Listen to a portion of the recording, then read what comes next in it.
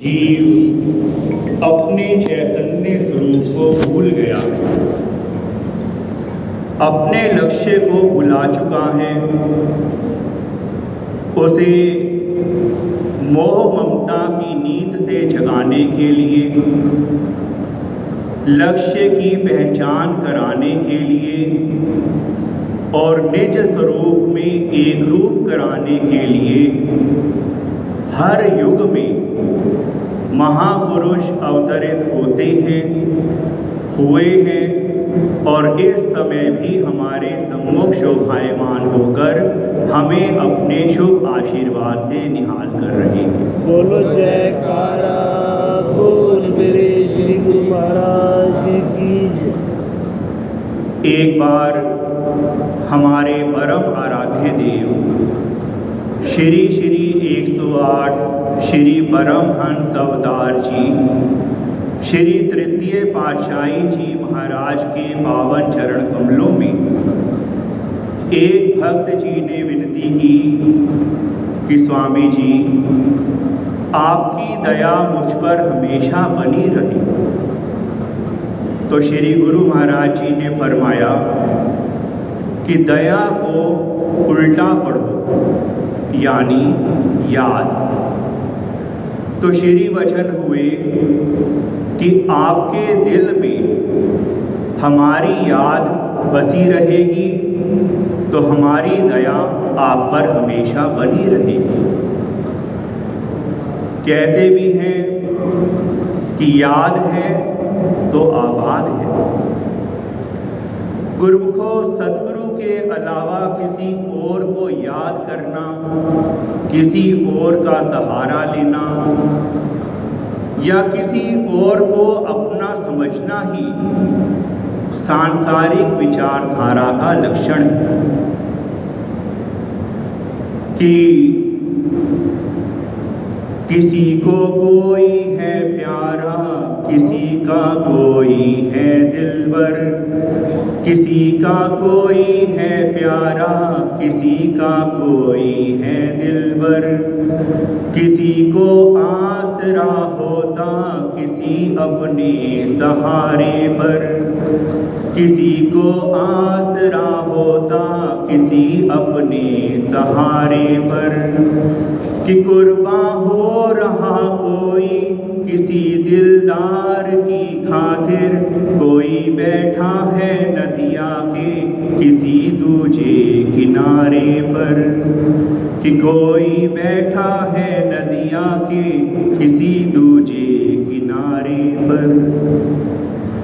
इसलिए जीव को सावधान करते हुए विचारवान समझाते हैं कि दुनिया से न रख दो उम्मीदे वफा, बेवफा है बेवफा है बेवफा। दुनिया में अगर सच्चा साथी है कोई तो सतगुरु की ज़ात में वो है खुदा। कि सतगुरु ही परमात्मा के साकार स्वरूप हैं, जीव के सच्चे संगी साथी हैं, उनके अलावा कोई भी अपना नहीं है। इसलिए ज़रूरी है कि गुरुमुख जन हमेशा सतगुरु को याद रखें। एक बार हमारे हृदय सम्राट श्री 108 श्री परमहंस सद्गुरुदेव दादा दयाल जी श्री पंचम पातशाही जी महाराज ने जब श्री संतनगर में कृपा फरमाई तो सुबह श्री आरती पूजा में जब भजन गाया जा रहा था तो सहज स्वभाव ही श्री गुरु महाराज जी ने एक भाई जी को याद फरमाया और आदरणीय महात्मा जी को बुलाकर पूछा कि वे भाई जी कहाँ हैं। तो विनती की कि वे श्री आनंदपुर में हैं। उन दिनों आज की तरह मोबाइल का प्रचलन भी नहीं था और लैंडलाइन भी कहीं कहीं होता वे बाई जी हर समय सद्गुरु के प्रेम में मग्न रहती थी। कोई क्या कह रहा है, क्या कर रहा है, किसी से कोई मतलब नहीं, बस हर समय इष्ट प्रेम में लीन रहती थी। जब श्री सद्गुरुदेव जी महाराज ने उन्हें याद फरमाया तो इधर बाई जी के कानों में बांसुरी की आवाज़ आने लगी। यह संकेत था कि सद्गुरु याद फरमा रहे हैं। अगली सुबह जब श्री आरती पूजा में भजन गाया जा रहा था तो दूर सामने दरवाजे में वही बाई जी खड़ी हुई सद्गुरु के प्रेम में झूम रही थी।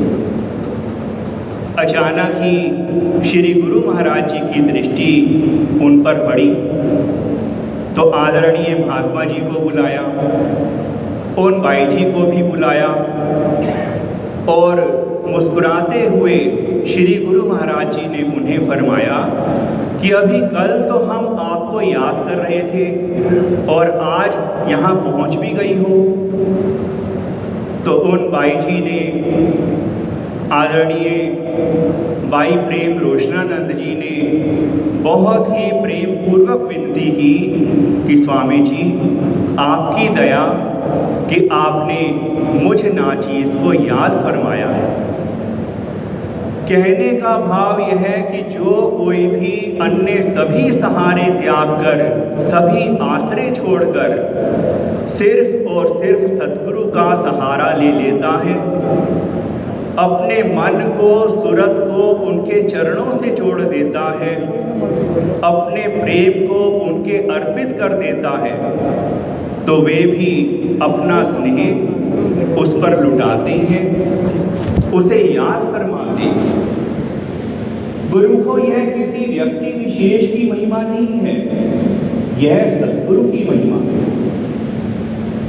एक बार कुछ गुरुमुख जन श्री आज्ञा देने के लिए जब श्री चरणों में उपस्थित हुए तो उन्हें अपना ध्यान प्रदान करते हुए और भक्ति की शिक्षा देते हुए श्री सद्गुरुदेव जी महाराज ने फरमाया कि हमेशा सद्गुरु को याद रखो। फिर फरमाया कि जो गुरु बसे बनारसी, शिष्य समुंदर तीर, एक पलक बिसरे नहीं, जो गुण होए शरीर। कि सद्गुरु कहीं भी विराजमान हो, किसी भी शहर में, किसी भी स्थान पर हो, और शिष्य चाहे समुद्र तट पर ही क्यों ना हो, अगर उसके अंतर में भक्ति का गुण है, सद्गुरु की याद बसी हुई है, तो वह जहाँ कहीं भी है, हर समय वह सद्गुरु के पास है और सद्गुरु हमेशा उसके पास है। एक बार हमारे आदरणीय महात्मा जी, आदरणीय महात्मा सुखात्मानंद जी के पास एक भक्त जी आए।